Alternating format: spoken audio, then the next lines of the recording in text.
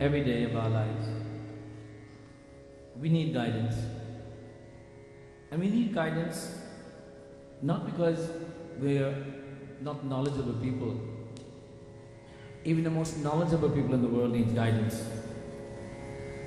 The President of the United States has people who counsel him. They help him write his speech.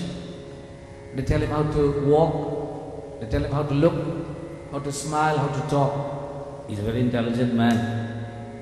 He didn't get to be president because he was not intelligent, but yet he has advisors. Many of us in our lives live and say, I don't need anybody. I know. And I don't have to take advice from everyone because I understand. Especially some of our young generation. Because they've gone to school and they may have studied a couple of books and they have attended some courses and they may even have a degree or a couple. They think they know everything. And when their humble parents try to give them advice, their first answer is, I know. Yeah, Mom. Yes, Dad, I know. I watched that on YouTube. I know about it. But the basic rules of life, it doesn't matter who knows them. We always find it. It wouldn't hurt us to reinforce or to review them from time to time. I think it will be very challenging if everyone was to have to renew their driver's license every year. Do you think we'll avoid any accidents if that happens? Because most of us, as soon as we get our driver's license, we forget all the rules we learned when we were about to pass the driver's license. And as such, in life itself, we all know the rules. But we tend to forget from time to time. And some of the basic rules of life is that we must perform duty without attachment. That we must do what we have to do without expectation. And that the object is secondary to the action, that is, the fruit or the result of our action is really secondary to doing the action. Life, living life, is more important than what we get at the end of life. Living life is more important than what we get at the end of life. But by the way, what we get at the end of life will be based upon how we live life. So if we spend all day, like someone goes to work and the first day they're on the job, it's Monday, and all they're thinking about when it's going to be Friday, so I'll get my paycheck. And Monday goes by and they're not paying attention to the job. Tuesday, they're still thinking about Friday. Wednesday, they're thinking about how big that check will be. Thursday, they're complaining how much tax they'll take out. And Friday, the boss says, I'm sorry, here's your check. We don't need you next week.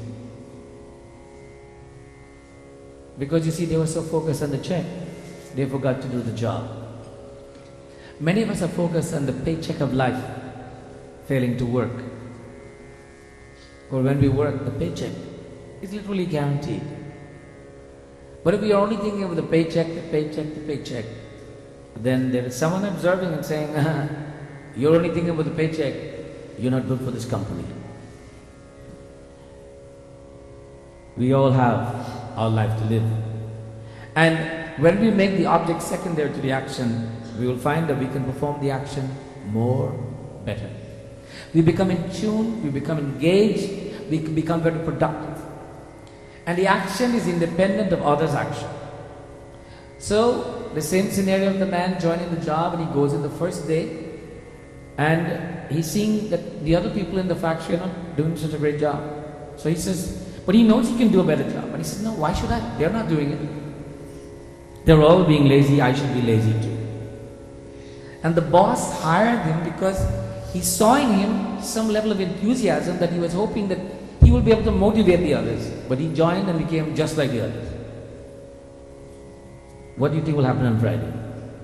The boss says, sorry, we don't need another one like we have. We need one who can motivate the others. So we must be conscious of the fact that our actions must be independent. Do the good things of others, not the bad things of others. But you know what we tend to do? We tend to latch on to the not so good things of others and say, well, they're doing it too, why can't I also do the same? Does this sound like children? You know, children say, Mom, but he did it, why couldn't I do it?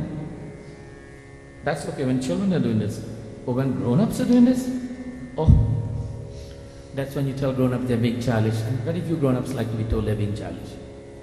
But in reality, we are being so childish when we are not adapting to these rules. So today, I want to continue on this thought of this rule of life. And one of the great realities of life is that we all become attached to things. We all become attached to things. You know, how many of you chew chewing gum? Don't be shy, put your hands up from time to time. If you have false teeth, you understand. But we all take chewing gum, right? Now when you chew the gum, you like it, right? But if the gum becomes attached to your teeth or your palate or something like that, what happens? So it becomes very uncomfortable, right? But as long as you can chew on it, it stays there. But when you finish, you just discard it. Right? And if it's just gum that you enjoy chewing, and it goes. But if it becomes attached to your gum and your teeth, then it becomes very uncomfortable. But that same gum that brought you joy can make you very uncomfortable if you become attached to it. So, everything has a purpose. And the attachment factor is wherein lies our great challenge. That how do we become detached from our attachments? Now someone said, Panditji, does that mean I can ignore my children or just send them off somewhere? Or can I get rid of my spouse? I know many of you would like to do that. But that's not what we're talking about. You see, we do not have to send someone away to become detached. Well, the classic example in many homes, people live in the same home, they eat in the same pot, but they are totally detached. When they sit at the breakfast table, you can notice that. Because they are not in tune to each other, although they are in the same house. So being together doesn't mean you're attached, and being away doesn't mean you're detached. Because the state of attachment to detachment lies in the mind. Because you know, when you have someone you love very dear and they're very far away, you're thinking about them all the time. You're attached, you're not detached. So today we want to dwell briefly on this, what causes us to become attached. The natural state of human being is to become attached. And attachment is not only physical, by the way. We become attached to things more mentally than physical. Like the child who sees a new toy, like this new iPhone. Oh, I gotta have one of those. And we are attached to it. And all I'm thinking about every day, when am I gonna have enough money? Now that I have enough money, Apple says, sorry, you'll have to wait 3 weeks. And then I have to wait again. All I'm attached to this phone and I don't even have it yet. And I'm talking to everyone about this phone as such, and I have not seen it yet. And the interesting thing about it, I hope it doesn't happen, but you may get this new fancy iPhone and you will discover that it's too complicated, you can't use it. And then you will want to go back to your old just dial and touch or something like that rather than touch screen. My point is that attachment is caused by our desires. I want an iPhone. And because I want an iPhone, I become attached to it. Before the new iPhone even was released, there are many people who say, I got to have that as soon as it comes out. Their attachment started before the product was even made. Then the product is made, and then the announcement is made, and then the product comes on the market, and they got to have one. So the desire to have the phone is so overwhelming that their entire life, tan or man, body and mind becomes attached to it. I got to have an iPhone. And that is why the Apple stocks are going up.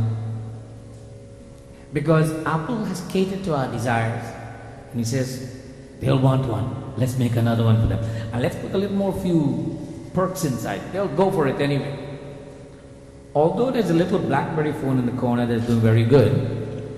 But because they didn't cater to the desires of the people, their stocks are suffering. You ever notice that? Right?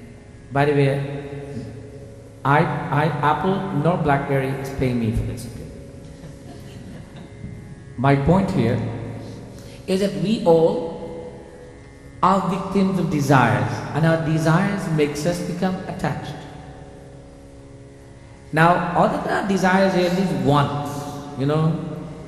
I desire long term to have this, but I want this today. I want and I desire. And we tend to say this without any hesitation, not realizing that whatever we say we want and we have a desire for, that's our attachment. It would be wonderful if every student going to school will say, I want to graduate with high honors, and I have the desire to graduate with high honors, and that is all I'm going to live for. That would be wonderful. But deep down inside, they may be told by their parents, you have to do your best. And they will say, yeah mom, yeah dad, I want to do. But their efforts are not behind their desires and their wants. But the person who wanted the iPod, who is willing to go out and line up for 2 hours or for 10 days, that person's their desires are there and their enthusiasm are all behind their desire, and they're sitting, I gotta have one first and I'm gonna get one. If you and I can go after the positive things and the good things in life with desires and wants of that nature, nothing is wrong with that. The desire to be a better person, not to be a better looking person. Note carefully. Everybody wants to be a better looking person, but very few people stop short of saying, I just want to be a better person. Now the better person has nothing to do with the looks, nor the dress, nor the makeup, nor the perfume. The better person is beyond all of those makeup. The better person comes from the persona with you. So if that's God calling, tell him we're not home base.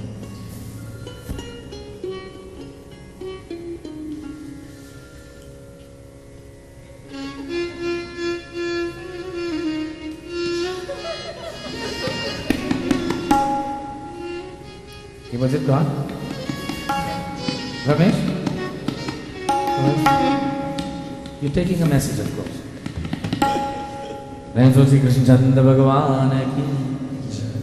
Our desires to stay connected with the world are so strong that we cannot go anywhere without our little phone. Soon they're going to implant it. Yes. But some of them will go crazy if it's off for even for hours. Exactly. Soon they will implant the reception of the phone in our heads, so the Bluetooth will be right here inside. So it doesn't matter where we are. It will, by the way, the technology exists to do that already, that they will implant it. And then everybody will go, and when you buy a new phone, it says, okay, 10 minutes surgery, you're in there, you're connected, wherever you go, just bite on your teeth and you'll be connected.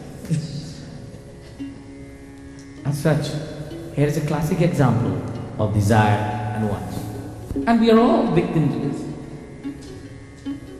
You know, my wife was here today, and I want to tell you that a year ago she didn't know what a blackberry was. She thought it was a fruit. But today she's one of the most enthusiastic users of the blackberry. She doesn't even use the computer at home anymore. She does all of her emailing and everything from her little blackberry. And she's there was a time when I had to beg her, please take your phone with you. Why do I need this thing? Now, she is always with our BlackBerry and doing a good job staying connected. But the desire to stay connected has given her the BlackBerry, and now she's utilizing it.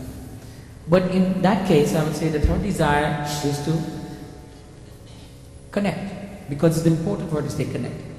The desire is not to have a BlackBerry. The BlackBerry is merely a tool to stay connected. But there are many people who are looking for the new iPhone, not because they want to stay connected, because they want to have the latest phone in the world. And they can stay connected with any other phone, but they want the latest phone. So there is the desire that goes beyond the need. The desire that's beyond the need is the one that gets us in trouble. Oh, dislikes. We all have them. Would you believe that attachment, dislike is a form of attachment? Do you know when you dislike somebody, you become attached to them? Did you ever know that? That the more you dislike them, you have to think about them, right? I dislike them, so you become attached to that dislike. That's why love and hate are so closely related. Because if you hate someone, you're thinking for them more than when you love them. Did you know that? So you got to be careful if you say you hate somebody, you're spending more time thinking about them, so you might as well love them, it will be less time. So dislikes is a form of attachment. And then dislike is a form of attachment. Likes are also a form of attachment. Now I want to share with you a very important statistic and a fact is that most people who got married on the what they call the arranged marriage concept. I don't want you to put your hands up now, please. Just think about it. And then there are those who got married under the love marriage concept. And then there are those who got married under the other concept, whatever that is. But whatever concept you got married on, if you go back to the arranged marriage concept, there was no such thing called love when two people got together. Because they don't know each other. And the understanding was that for the first couple of years, there's no way they can love each other. But they will go through life identifying all of the likes and dislikes about each other. And then after identifying all the likes and dislikes, there will be coming a level of acceptance. And from acceptance will come pyar, mohabbat. Love will blossom. But what happens with the love marriages? At first there's lots of pyar, mohabbat, and then the discovery of likes and dislikes. And what happens? One will say to the other, I love you, but I don't like when you do this. And because of this, we will separate. So it is not because of lack of love that they separate. It is because of the likes and dislikes that they separate, although there is love. There are many people who are separated and then they get along very well afterwards. We're good friends, they say. But we are separate. We can't stay together, but we're good friends. They have love for each other, but there's so much likes and dislikes they haven't got to accept yet. Our likes and dislikes, our wants, our desires, are the things that either keep us attached or can detach us from the world. Bhagavan Krishna in Bhagavad Gita, in chapter 3, is explaining to you and I the importance of this concept of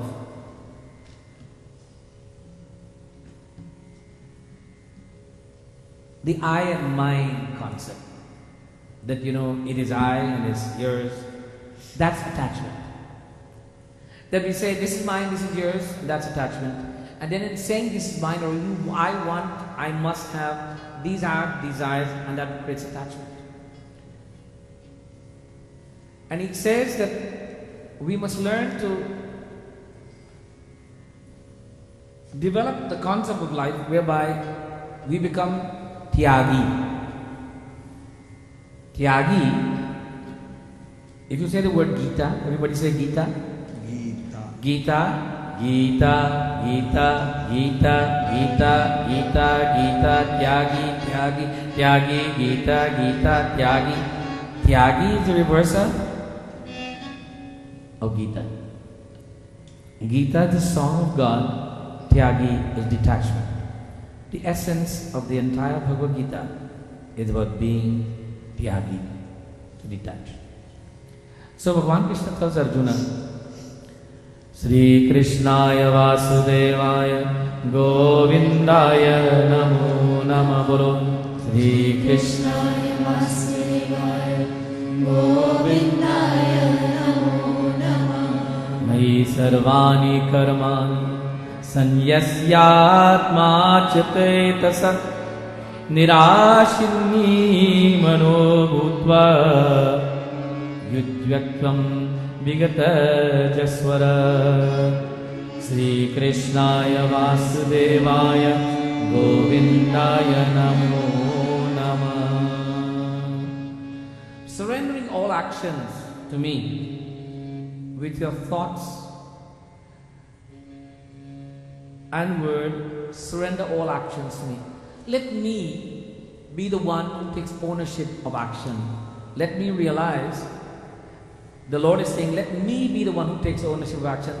And I, the devotee, must say, I must realize that no action can occur without His grace. But if God is to take responsibility of our action, and when we do an impious action, does that mean God is responsible? Because we can say, like the child said, Mom and Dad, you're responsible, so whatever happens, you'll pay the bill, right? Isn't that the way it goes? The law says, by the way, that if a child is under a certain age, then if they do something wrong, parents are responsible. And the parents tell the child, by the way, I'm responsible for you, make sure you do the right things. And the child does the wrong thing, the parents pay. I want you to know, in the case of God, He doesn't pay for our wrong things. And on the other hand, He doesn't punish us for our wrong things either. Now, this is a much more extensive subject that we will carry on. But the concept of God taking our sins or punishing us, it's a fallacy. It's just, we tell, you could tell a child, God will punish you if you misbehave. It's the dad who's going to punish that child. Or the mom who, not God. Because Bhagavan is merely an observer and a facilitator. He facilitates the world and He says, it's there for you, and I give you everything and the ability to use everything, and I will facilitate, and I will observe, and I will make notes. Oh, by the way, He keeps notes. His computer must be massive. Right? But there is a note of every action, because every action is tied to us. We are connected to our action. Sri Krishnaya Vasudevaya Govindaya Namo Namah. Selfishness is where the gross attachment is, when we are very selfish. But when we are selfless, then it's where the limited attachment is. When we are selfish, I want, it's me, it's I. But when we are selfless, I become secondary or third. Hanumanji represents the epitome of selfless. He says, I am nothing. All that I do is in your name. So today in brief, we are talking about attachment and detachment. We are talking about things that all of us have. And it doesn't matter if you are educated, uneducated, smart, can speak English, Hindi, Gujarati, whatever language we speak, these things are the same. How does this help us to make our lives better? The moment we come to the understanding that our desire is causing us an attachment, and because of that attachment, I am having pain, or discomfort, or joy, then I have to detach. Now I want to give you this example. Now, Panditji, thoda se lota, one of the silver lotas with the neck, I want to see one please. Kalasha. As an analogy, I want to show you how you and I as human beings get caught and become attached. And this is an old huntsman technique. Huh? Habas.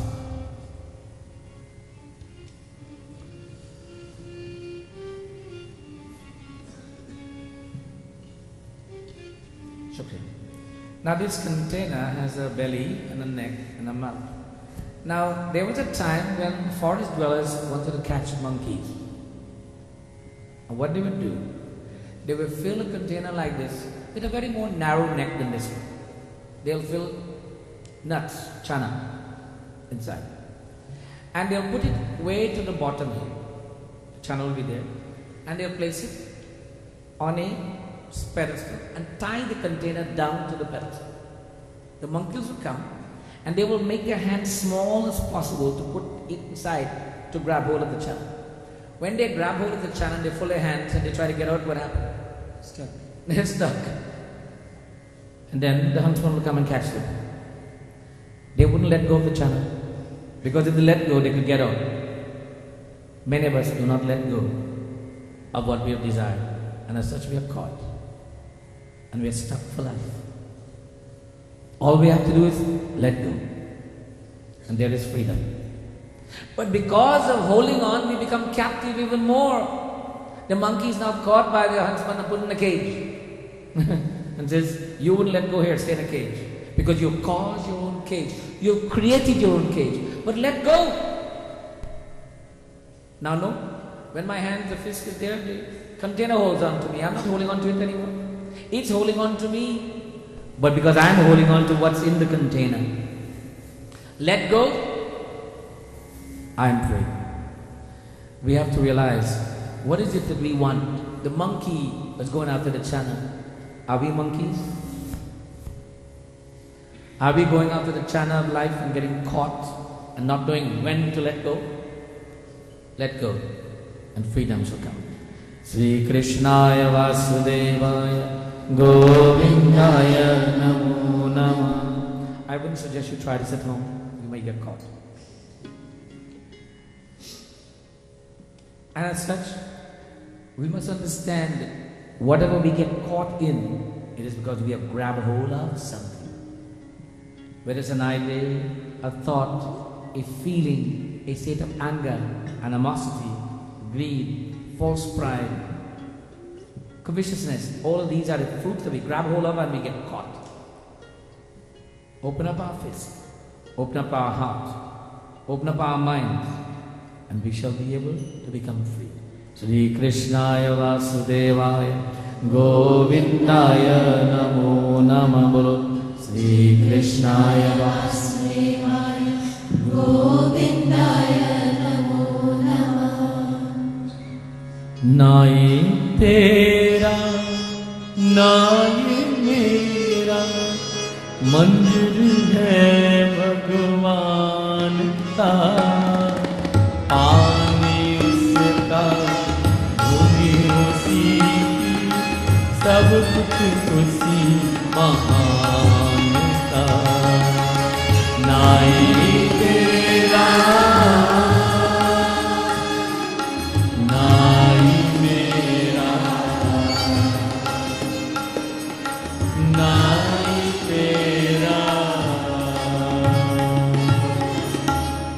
We conclude our message today. It is not mine, it is not yours. Mandir hai Bhagwan ka. The entire world is the Lord's temple. Pani uska, bhumi usi ki, sab kuch usi mahan ka. That all of the waters of the earth, all of the surface of the earth, everything belongs to Him. We come, we see, we enjoy, we leave and we go. It doesn't belong to us. So such do not become attached to anything. Now, there are many thoughts in our minds and we can answer them. This does not mean that we have to leave our home or our car or our bank account. No, no, no. We must have our home, our car, our bank account, our children, our education, but we must possess them. We must not allow them to possess us. Prem Suchi Krishna Chandra Bhagavan ki